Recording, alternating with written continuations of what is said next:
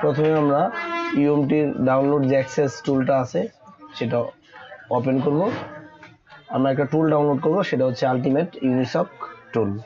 তো এই জায়গা থেকে ইনস্টলে যাব, ইনস্টল থেকে একদম নিচে কিংবা এখান থেকে খুঁজে নিব আলটিমেট ইউনিসক মডিউল। এই টুলটা আমরা এই জায়গা থেকে ডাউনলোড করব, ডাউনলোড করে পিসিতে ইনস্টল করলেই হবে।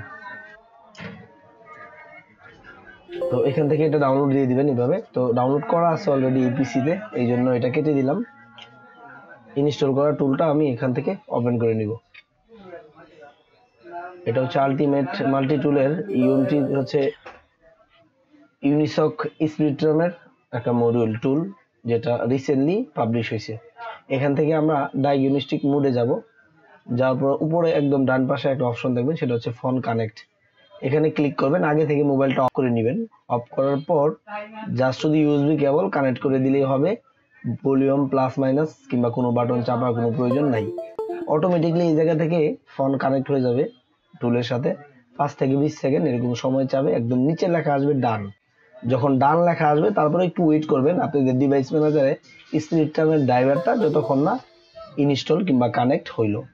তো এই জায়গায় যখন স্প্লিটরামের ড্রাইভারটা চলে আসবে, জাস্ট শুধু আপনারা হচ্ছে ফোন ফ্যাক্টরি রিসেট অপশনে ক্লিক করলেই কয়েক সেকেন্ডের ভিতরেই কাজটা হয়ে যাবে।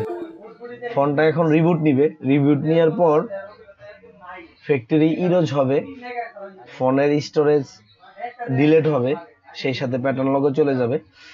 তো এখানে কিছু কথা বলে রাখা ভালো, যে আপনারা হচ্ছে স্প্লিটরামে যতগুলো রিয়েলমি ফোন আছে সবগুলো ফোনই আপনারা হচ্ছে এই ইউএমটির ইউনিসক যে টুলটা স্প্লিটরামের, এই টুলের মাধ্যমে আপনারা হচ্ছে ডায়াগনস্টিক মোডে ফ্যাক্টরি রিসেট করতে পারবেন খুব সহজে, যেরকমটা এই ভিডিওতে আমি দেখালাম। তো এখানে আমি যে মডেলটার কাজ করছি সেটা হলো Realme C21Y।